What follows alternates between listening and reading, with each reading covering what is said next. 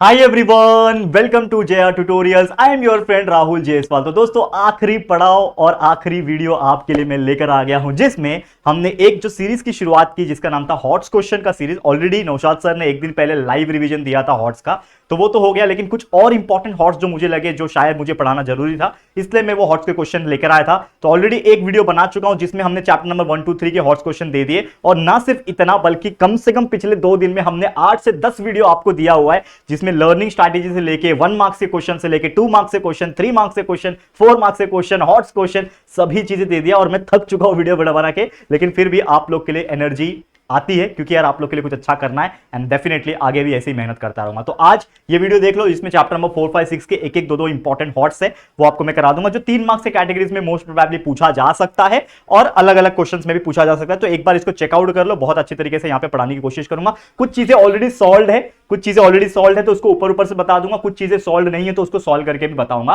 ताकि आपका कम से कम टाइम बचे। और मैं एक और चीज बोलना चाहता हूं, हमारे वीडियो की स्पीड आप बढ़ा सकते हो, कोई प्रॉब्लम नहीं है। 1.5 की स्पीड से देखो, कम समय में ज्यादा पढ़ाई हो सकेगा। और साथ में बुक और पेन लेके बैठना, हमारे साथ प्रैक्टिस करना, ठीक है। और सारे वीडियोस अपलोड हो चुके हैं, एक बार देख लो। अगर नहीं देखा है तो टेलीग्राम पे भी रीशेयर किया हुआ है लिंक उसका, तो वो वीडियोस ओपन करके देख सकते हो। और सबसे बेस्ट तरीका, हमारे वीडियो सेक्शन में चले जाओ, जो वीडियोस है दिख जाएंगे कि हमने पिछले 2-3 दिन में क्या क्या वीडियो अपलोड किया है, वो सब ओपन करके देख लेना और लाइव सेक्शन भी देख लेना। चलिए शुरुआत करते हैं। तो एक क्वेश्चन है यहाँ पे जिसको ऑलरेडी मैंने सॉल्व किया हुआ था ऑलरेडी, तो मैंने सोचा कि यार ऊपर ऊपर से बता दूंगा। बहुत इजी क्वेश्चन है, लेकिन क्वेश्चंस आ सकता है इंपॉर्टेंट में। Anna Patil supplied vacuum cleaner to shopkeeper. एक अन्ना पाटिल है, उसने वैक्यूम क्लीनर शॉपकीपर को सप्लाई किया है। कहां रहता है? मुंबई में रहता है। For taxable value of 14,000 rupees, मतलब टैक्सेबल वैल्यू उसका 14,000 रुपीज है, माइंड में रखो। जीएसटी रेट लग रहा है 28% का। शॉपकीपर सोल्ड करता है कस्टमर को सेम जीएसटी रेट पे 16,800 रुपए में। हमें क्वेश्चन क्या पूछा है? फाइंड पहला the amount of CGST and SGST by Anna Patil, यानी कि जो सीजीएसटी है और एसजीएसटी जो है अन्ना पाटिल के द्वारा, वो कितना आ जाएगा। तो सबसे पहले हम लोग बात करेंगे अन्ना पाटिल की और फिर बात करेंगे शॉपकीपर की। ऑलरेडी मैंने सॉल्व किया हुआ है ना ये वाला, देखो कुछ क्वेश्चन सॉल्व किया हुआ है, 1-2 क्वेश्चन सॉल्व किया हुआ है, बाकी सॉल्व करेंगे आपके सामने, क्योंकि ये मेरे पास राइट अप अवेलेबल था। तो मैंने सोचा कि क्यों मेहनत करना एक्स्ट्रा, क्योंकि आपका टाइम भी मुझे बचाना है, तो आप समझ के ले लो खाली, ठीक है। तो अन्ना पाटिल की बात करेंगे तो आउटपुट टैक्स जो है, हमको पता है आउटपुट टैक्स जो होता है कब लिया जाता है? जब कोई बेचता है, ठीक है ना। तो यहां पे जो अन्ना पाटिल है, यहां पे 28% किसका देगा? 14,000 रुपए का देगा, क्योंकि यहां पे अन्ना पाटिल ने सप्लाई किया है, मतलब बेचा है। तो 28% ऑफ 14,000 निकालूंगा तो आ गया 3,920 रुपीज। तो ये क्या हो गया आपके लिए? आउटपुट टैक्स हो गया। अब जीएसटी पेबल कितना है? 3,920 हो जाएगा, ठीक है। जीएसटी पेबल जो है 3,920 हो जाएगा। और आपका सीजीएसटी जो है, ठीक है ना, जो सीजीएसटी है, सीजीएसटी वो क्या रहेगा? एसजीएसटी के बराबर रहेगा। और जितना भी जीएसटी आया है उसका डिवाइड बाय 2 करते हो तो आपको एक वैल्यू मिल गया, जो कि है 1960 रुपीज। तो आपका जो अन्ना पाटिल है उसको सीजीएसटी और एसजीएसटी कितना देना पड़ रहा है? 1,960। वही मैं शॉपकीपर के लिए बात करूं तो इनपुट टैक्स है उसके लिए, क्योंकि वो खरीद रहा है, तो उसके लिए इनपुट टैक्स क्या है? 3,920, क्योंकि ये जो बेच रहा है वही उसके लिए इनपुट टैक्स होगा। तो आउटपुट टैक्स जो इसके लिए है 3,920, वही इसके लिए इनपुट टैक्स होगा आईटीसी। तो 3,920 हो गया आउटपुट टैक्स। इसका अगर मैं बात करूं तो किस पे लगेगा? 16,800 में, क्योंकि उसने क्या किया है? सेम जीएसटी रेट पे शॉपकीपर ने कस्टमर को भी बेचा है। तो जब कस्टमर को बेच रहा रहेगा तो वो आउटपुट टैक्स भी तो लेगा। तो उसने जो आउटपुट टैक्स लिया वो 28% लिया, सेम किस पे? 16,800 पे। तो उसका कैलकुलेट करोगे तो 4,704 आता है। अब इसका हम निकालेंगे जीएसटी पेबल। तो जीएसटी पेबल क्या होगा यहां पे? क्योंकि उसने कस्टमर को बेचा भी है, किसी से खरीदा और बेचा भी है, तो उसके लिए output tax minus input tax credit. तो आउटपुट टैक्स था 4,704 और इनपुट टैक्स जो लिया था 3,920, दोनों को माइनस कर दो तो आपका आ जाएगा 784 रुपया। और 784 टोटल जीएसटी आया। सीजीएसटी या जीएसटी निकालना है तो डिवाइड बाय 2 कर देना, तो आ गया 392 रुपीज। तो इस तरीके से ऐसे क्वेश्चन आएंगे तो सॉल्व करना है। कंसेप्ट समझ के रख लो, क्योंकि यहां पे 2-3 ट्रांजेक्शन है कि भाई होलसेलर हूं मैं, अन्ना पाटिल क्या है? मैं होलसेलर हूं, मैं किसी शॉपकीपर को भी बेच रहा हूं और शॉपकीपर किसी कस्टमर को भी बेच रहा है, तो दो ट्रांजैक्शन हो रहा है। तो उस हिसाब से ऐसे क्वेश्चंस को सॉल्व करना है। बहुत अच्छी तरीके से आप लोग को प्रैक्टिस करके ले लेनी है, ठीक है। समझ में आ गया? Next question, that is Shri Batliwala sold shares of 30,350 and purchase share of rupees 69,650। मतलब जो बाटलीवाला है उसने शेयर बेचा 30,350 रुपए का, फिर खरीदा भी शेयर 69,650 का एक ही दिन के अंदर। He paid brokerage at the rate of 0.1%। 0.1% का उसने ब्रोकरेज दिया। सेल और परचेज के ऊपर 18% जीएसटी फिर भरा होगा ब्रोकरेज के ऊपर। हमें बोल रहा है find is total expenditure on brokerage attack, मतलब जितना ब्रोकरेज और जितना टैक्स भरा उसका टोटल एक्सपेंडिचर कितना है वो हमें निकालने बोल रहा है। लेकिन सबसे पहले तो हमें यह समझना पड़ेगा दोस्तों कि यानी कि जो एक ही दिन में उसने इतना खर्चा किया वो टोटल कितना हुआ। तो पहले हम लोग बात करेंगे टोटल वैल्यू ऑफ अमाउंट। तो टोटल वैल्यू ऑफ अमाउंट क्या रहेगा, जितना उसने पहले शेयर को खरीदा मतलब बेचा पहले, तो सेल वैल्यू जो था प्लस परचेस वैल्यू, दोनों को प्लस करोगे तभी तो बनेगा ना पूरा वैल्यू। ठीक है, टोटल अमाउंट वैल्यू, तो सेल वैल्यू मतलब पहले उसने 30,350 का शेयर खरीदा। ठीक है ना, देखो ध्यान से बेचा, माफ करना, 30,350 का शेयर बेचा और फिर उसके बाद एक ही दिन में 69,650 का शेयर खरीदा। तो कुल मिलाओ कितना हो जाएगा, 69 प्लस 30 होता है 99, 99 प्लस 650 होता है प्लस 1 लाख, बरोबर 1 लाख रुपया होता है दोस्तों, 100050, 1 लाख रुपया। ठीक है, 1 लाख रुपए का उसने एक ही दिन में काम किया। अब 1 लाख रुपए तो काम किया उसने, एक खरीदा और बेचा। अब उसके बाद यहां पे हम लोग क्या बोलेंगे कि कितना अमाउंट ऑफ उसने ब्रोकरेज दिया, तो उसने he paid brokerage at the rate of 0.1%। तो ब्रोकरेज भी दिया होगा उसने, कितना दिया, 0.1% दिया। कितना दिया, 0.1% of what, that is the total amount of the total amount, जितना भी टोटल अमाउंट है उसका दिया होगा उसने। टोटल अमाउंट जो है उसी का दिया होगा ना भाई। तो टोटल अमाउंट मतलब 0.1% मतलब 0.100 इंटू टोटल अमाउंट कितना है, 1 लाख, 1 2 3 4 5 0, ये 2 0 cancel, 2 0 cancel, 1000 multiply bye 0.1 is 100 rupees. तो उसने कितना ब्रोकरेज भरा, ब्रोकरेज भरा 100 रुपया। ठीक है, उसके बाद उसने जीएसटी भी तो भरा भाई, उसके बाद उसने भरा जीएसटी, 18% जीएसटी भरा। तो मुझे पता है जीएसटी जो होता है वो होता है 18% ऑन ब्रोकरेज, ब्रोकरेज के ऊपर जीएसटी भी लगता है। ठीक है, तो ब्रोकरेज भी लगेगा 18%, तो 18% मतलब 18/100 और किसके ऊपर लगेगा, ब्रोकरेज। ब्रोकरेज कितना है, 100 रुपया, तो 100 रुपया हो गया, 20 कैंसिल, मतलब 100 डायरेक्ट कैंसिल हो गया, कितना बचा, 18 रुपीज। तो आपका आ गया जो जीएसटी है वो 18 रुपया। यानी कि अब आपको जो निकालना है टोटल एक्सपेंशन, ठीक है, एक्सपेंडिचर, माफ करना, जो टोटल एक्सपेंडिचर आपको निकालना है, यहां पे ध्यान देना, लिखता हूं यहां पे मैं, क्या निकालना है आपको, टोटल एक्सपेंडिचर, क्या निकालना है, expenditure on brokerage and tax. तो total expenditure on brokerage and tax वो कैसे निकालोगे, ब्रोकरेज के ऊपर कितना पैसा लग रहा है उसका, 100 रुपया लग रहा है, टैक्स के ऊपर कितना लग रहा है उसका, 18 रुपया, तो 100 प्लस 18 हो जाएगा, दैट इज नथिंग बट 118 रुपया। This is your final answer.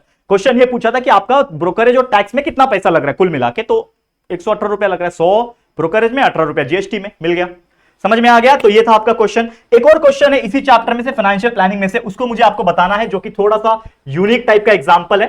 ठीक, तो गाइस ये क्वेश्चन है, इसको भी देख लो। ऐसे क्वेश्चंस बहुत इंपॉर्टेंट होते हैं और आ भी सकते हैं एज ए हॉर्स कैटेगरी में, और 4 मार्क्स के लिए भी पूछे जा सकते हैं, तो एक बार चेक कर लो। ये क्वेश्चन जो है दोस्तों, ऐसा क्वेश्चन आता है कि prepare a business to consumer tax invoice, यानी इनवॉइस बनाने के लिए क्वेश्चन कभी कभार पूछता है, और ये बहुत ही यूनिक टाइप का क्वेश्चन होता है दोस्तों, और इसको आपको बहुत अच्छी तरीके से समझना पड़ेगा। ये क्वेश्चन किस बारे में, देखो क्या बोल रहा है, prepare a business to consumer, B2C बोलते हैं, टैक्स इनवॉइस बनाना है यूजिंग गिवन इन्फॉर्मेशन। ये आपको इन्फॉर्मेशन आपको दिया रहता है, दैट इज सप्लायर का नाम, एड्रेस, डेट दिया रहता है, इनवॉइस नंबर, GSTIN दिया रहता है। पर्टिकुलर्स क्या है, ये बहुत इंपॉर्टेंट है देखना। पर्टिकुलर्स आप देख पा रहे होंगे यहां पे, देखो क्या दिया है, रेट ऑफ मोबाइल बैटरी 200 रुपया रेट है, जीएसटी 12% है, HSN कोड दिया है, एक पीस है। रेट ऑफ हेडफोन है 750, रेट ऑफ जीएसटी 18% है, उसका HSN कोड है। आप कभी भी कोई चीज खरीदते हो, जैसे मोबाइल खरीद रहे हो, हेडफोन खरीद रहे हो, तो आपको एक इनवॉइस मिलता है जिसको बोलते हैं बिल। हम लोग नॉर्मल भाषा में हम लोग बोलते हैं बिल मिलना, हम दुकानदार को क्या बोलते हैं, बिल दे। तो वो बिल मतलब क्या होता है, वो टैक्स इनवॉइस होता है, उसमें चीजें लिखी हुई थी, तो आपको एक इनवॉइस बनाना है। तो ये कैसा दिखेगा, ये इस प्रकार का दिखता है, देखो ध्यान से, ये दिखता है इस प्रकार से, ये ऑलरेडी हमने बना रखा है ताकि आपको मैं बता सकूं। तो ये एक टैक्स इनवॉइस है, इस क्वेश्चन के ऊपर हमने बनाया हुआ है। तो क्या होता है, ऊपर लिखना होता है tax invoice of goods purchase. पहली बात तो ये उसका फॉर्मेट होता है, मैंने आपको जब पढ़ाया था चैप्टर्स तभी मैंने ये बता दिया था, और अगर आपने नहीं देखा तो एक्सरसाइज 4.2 देख लेना, प्रैक्टिस सेट 4.2 में मैंने इस चैप्टर फाइनेंशियल प्लानिंग में पढ़ाया हुआ है। तो मैं ज्यादा टाइम नहीं कंज्यूम करना चाहता था इस वीडियो में, इसके लिए हमने जो ऑलरेडी पढ़ाया हुआ था उसमें से मैंने कटआउट निकाला है और आपको मैं एक्सप्लेन कर रहा हूं। क्या है कि आपको टैक्स इनवॉइस है, अब आप सप्लायर का नाम कुछ भी लिख सकते हो, आपकी मर्जी। मैंने लिख दिया XYZ मोबाइल सेंटर, क्योंकि मैं हेडफोन खरीद रहा हूं तो मोबाइल सेंटर ही होगा, तो मैंने लिख दिया यहां पे, क्या लिख दिया कि ये है भाई XYZ mobile centre 36 Arihant business park Mumbai. कुछ भी आप एड्रेस डालना डाल लो, लेकिन प्रॉपर डालना, ठीक है। बिजनेस पार्क मुंबई जायज, उसका पिन कोड डाल दिया, महाराष्ट्र में है, MH लिख दिया, मोबाइल नंबर उसका लिख दिया कि भाई इतना खतरनाक नंबर लिखा है कि कभी मैच ही नहीं होगा, कॉल करते रह जाना, शायद लगेगा ही नहीं ऐसा नंबर, हो सकता है किसी टोल फ्री वाले का हो जाए, ठीक है। ईमेल आईडी XYZ mobile@gmail.com, ऐसा मैंने बना दिया, ठीक है ना। ये हो गया। अब सबसे इंपॉर्टेंट चीज होता है कि इधर पे आपको एक इनवॉइस नंबर लिखना होता है। इस फॉर्मेट में लिखो, इनवॉइस नंबर GST/120, आप जो भी आपको लिखना है लिख सकते हो इस प्रकार से। और उसके बाद राइट हैंड साइड में जो डेट होता है, मतलब मान लो जो बिल जनरेट हो रहा है उसका डेट होता है, इनवॉइस डेट 28 जनवरी 2018 का मान लो ये बिल है। अब उसके बाद एक फॉर्मेट रेडी होता है जो कि आपका बिल क्रिएट करता है इनवॉइस के तौर पे। एक होता है आपका सीरियल नंबर, उसके बाद होता है HSN code. HSN code is nothing but a code, जो प्रोडक्ट होता है उसका एक HSN कोड होता है। फिर नेम ऑफ द प्रोडक्ट हो जाएगा, उसका रेट हो जाएगा, उसकी क्वांटिटी कितनी है वो हो जाएगी, टैक्सेबल अमाउंट कितना है वो हो जाएगा, और उसके बाद एक CGST का कॉलम, एक SGST का कॉलम और एक टोटल का कॉलम होता है। तो हमारा जो क्वेश्चन है, अगर आप देखो हमारा जो क्वेश्चन है, ये क्वेश्चन ये है, prepare a business to consumer model. इसमें पहला क्या है, रेट ऑफ मोबाइल बैटरी 200 रुपया दिया हुआ है। तो हम लोग क्या लिखेंगे सबसे पहले भाई, सबसे पहले क्या लिखेंगे, हमने लिखा सीरियल नंबर 1, HSN कोड उसका दे रखा था, देखो HSN कोड दे रखा था, क्या है 8507 है। मतलब सबसे पहले हमने क्या लिखा कि ये जो है हमारा HSN कोड 8507 क्या है, वो मोबाइल बैटरी का। तो हमने नेम ऑफ द प्रोडक्ट में मोबाइल बैटरी लिखा, उसका HSN कोड लिखा, उसके बाद उसका रेट दिया था 200 रुपया पर पीस, यानी एक क्वांटिटी का 200 रुपया है, ठीक है। और उसने एक ही खरीदा है तो 200 रुपया मल्टीप्लाई बाय 1 200 रुपया हो गया, ठीक है। अब उसमें एक और चीज लिखा हुआ है, ध्यान दो, एक और चीज लिखा हुआ है कि 12% GST है। तो GST जब 12% होगा तो CGST और SGST कितना होगा, उसका आधा आधा, 12% का आधा होता है, CGST 6%, SGST 6%। अब कैलकुलेट कर लो, 6% के हिसाब से कैलकुलेट कर लो। टैक्सेबल अमाउंट कितना है, 200 रुपया है ना, एक ही पीस खरीदा है, 200 मल्टीप्लाई बाय 1, 200 रुपया इज द टैक्सेबल अमाउंट। तो आप क्या करोगे, आपने कैलकुलेशन किया, ये कैलकुलेशन यहां पे आप रफ में दिखा सकते हो उसी में। तो मैंने क्या किया, रेट ऑफ मोबाइल बैटरी 200 रुपया है, GST 12% है, तो CGST SGST 6% होगा। तो आपका 6% किस पे लगेगा, 200 के हिसाब से। तो 6% ऑफ 200 यानी 6/100 × 200 12 रुपया आ गया। तो 12 रुपया क्या है आपके लिए, CGST का प्राइस है और SGST का प्राइस है, ठीक है। ये आपने लिख दिया यहां पे, ठीक है। तो CGST वाले कॉलम में आप क्या लिख दोगे, रेट 6% था, टैक्स कितना देना पड़ा, 12 रुपया। SGST का रेट 6%, टैक्स इतना 12 रुपया। कुल मिला के कितना हो गया, 200 रुपया तो खरीदने का दाम प्लस टैक्स 12 रुपया और ये 12 रुपया, टोटल GST 24 रुपया, तो 224 हो गया। तो इस प्रकार से आपने ये पहला मोबाइल बैटरी का लिख दिया। फिर सेकंड जो प्रोडक्ट है, इसी में देखो क्वेश्चन में रेट ऑफ हेडफोन दिया है, मतलब दूसरा प्रोडक्ट का नाम क्या है, हेडफोन। तो आप क्या लिखोगे यहां पे, हेडफोन लिखोगे। तो हेडफोन लिखा यहां पे, ठीक है। उसके बाद उसका HSN कोड लिखा, एक हेडफोन का प्राइस है 750 रुपया, तो 1 पीस 750 रुपया, एक ही खरीदा है, 750 उसका प्राइस हो गया टोटल। 750 मल्टीप्लाई बाय 1 750, कितना परसेंट है उसका, 18% बोला है। तो 18 मतलब 9 इसका, 9 इसका, 9 CGST 9 SGST, ठीक है। कैलकुलेट कर लो, यहां पे कैलकुलेट करके दिखाया हुआ है मैंने, देखो यहां पे ध्यान से, यहां पे कैलकुलेट करके दिखाया, रेट ऑफ हेडफोन 750 है, GST 18% है, CGST और SGST 9 हो जाएंगे, 9% हो जाएंगे। अब कैलकुलेट करो, 9% मतलब 9/100 multiply by the price, taxable amount, तो 9/100 × 750, कैलकुलेट किया कितना आ गया, 67.5 रुपीज आ गया। तो आपने यहां पे लिख दिया 67.5 रुपीज SGST का और CGST का टैक्स लिख दिया, कुल मिला के ऐड कर लो 885 आ जाएगा, और लास्ट में आपका टोटल वैल्यू यहां पे आ जाएगा। मतलब जो अगर कोई कस्टमर होगा तो मैंने एक बैटरी और एक हेडफोन खरीदा तो मुझे 1109 रुपया उसको देना पड़ेगा, ये आपको लिखना है। इस प्रकार से क्वेश्चन आपके आ सकते हैं, तो इसको ऐसे फॉर्मेट में आप याद रखोगे, ठीक है। करेक्ट है, याद रहेगा, समझ में आ गया। तो ऐसे क्वेश्चंस को आप बाय हार्ट कर लो, बाय हार्ट मतलब रट्टा मत लगाओ, लेकिन समझ के ले लो फॉर्मेट उसका कि क्या होता है, मैंने एक्सप्लेन कर दिया आप लोग को। चलिए अब हम जाएंगे अगले क्वेश्चन की तरफ। अगला क्वेश्चन क्या है, देखो प्रोबेबिलिटी के ऊपर ये क्वेश्चन पूछा जा सकता है। क्या बोल रहा है, the faces of a die, question समझो इसको, क्या बोल रहा है कि the faces of a die bears number 0 1 2 3 4 5। जो लूडो वाली गोटी होती है वैसी गोटी है, लेकिन उसमें नंबर इस बार अलग है, 1 2 3 4 5 6 नहीं है, उसमें है 0 1 2 3 4 5, 6 नहीं है, 6 की जगह पे 0 आ गया है। If the die is roll twice, मतलब डाई को मैंने 2 बार रोल किया, तो जब डाई को 2 बार रोल करते तो नॉर्मली क्या आता है, 1 1 1 2 1 3 1 4 1 5 1 6, ऐसे करते करते टोटल 36 आते हैं। तो सेम यहां पे भी सैंपल स्पेस बनाओ, तो सैंपल स्पेस आपका क्या बनेगा, S इज इक्वल टू क्या बनेगा, क्या आएगा, या तो 0,1 आएगा, ठीक है, या तो 0,2 आएगा, 0,3 आएगा, 0,4 आएगा बच्चा, 0,5 आएगा, 0,6 आएगा, मतलब ये सब चीजें आएंगी, ठीक है। वैसे ही 1 और 0 आएगा, 1 1 आ सकता है, 1 2 आ सकता है, 1 3 1 4 1 5 6 नहीं आएगा, देखो ज्यादा ले लिया मैंने यहां पे, ये नहीं आएगा ना, 1 2 3 4 5, 0 1 0 2 0 3 0 4 0 5, 0 0 भी तो आएगा ना, देखो 0 0 तो लिख ही नहीं रहा हूं मैं, एक स्टेप और बढ़ा दो। समझ में आ रहा है बच्चा मैं क्या बता रहा हूं, देखो गलती मत करना आप लोग, 0 0 भी तो आ सकता है, क्योंकि दोनों हो सकता है, दोनों गोटी पे 0 आ जाए, तो 0 0 भी हो सकता है, 0 1 भी हो सकता है।